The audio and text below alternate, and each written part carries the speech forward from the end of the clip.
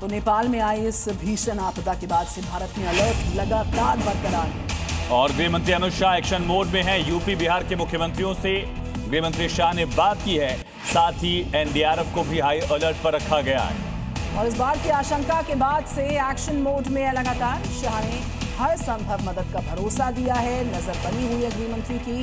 Action mode में पूरी तरह से गृह मंत्री अमित शाह।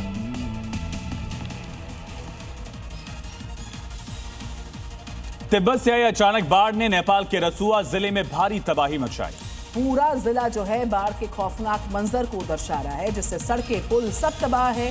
पीछे छोड़ गया है सिर्फ चीख पुकार और तबाही के निशान।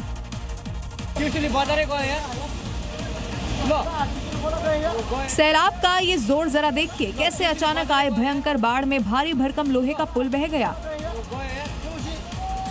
और इसके साथ ही रसुआ जिले का त्रिशूली बाजार तेज बहाव के रास्ते में जो कुछ भी आया सैलाब उसे बहा कर ले गया।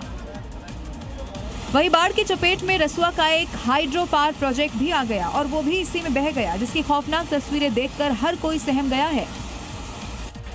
इसके साथ ही रसुआ के तिमुरे में चीन बॉर्डर की ओर जाने वाला एक रास्ता भी बह गया।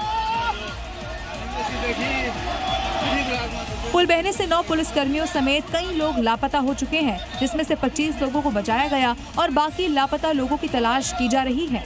वहीं नेपाल में आई बाढ़ ने ऐसी तबाही मचाई कि कई इलाकों में सब कुछ तहस नहस हो गया। वाकई में विनाशकारी इस बाढ़ ने कई इलाकों को बुरी तरह से तबाह कर दिया।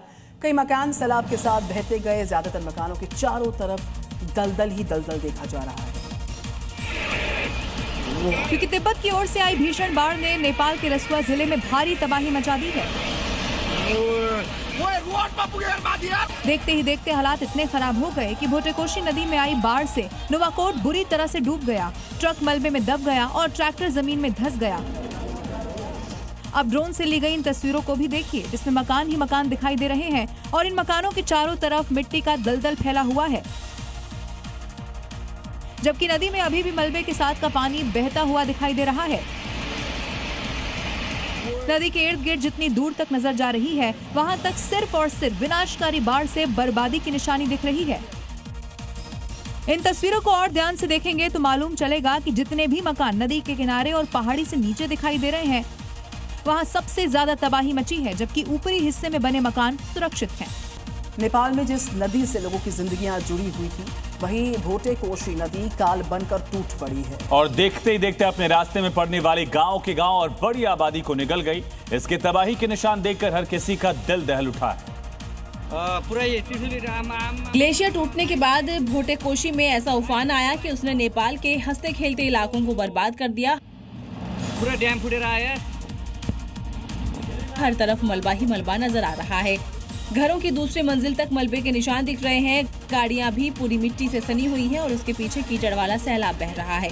सड़कें, गली, खेत जहां जहां तक नजर जा रही है, सिर्फ मलबा और उजड़ा हुआ इलाका ही नजर आ रहा है।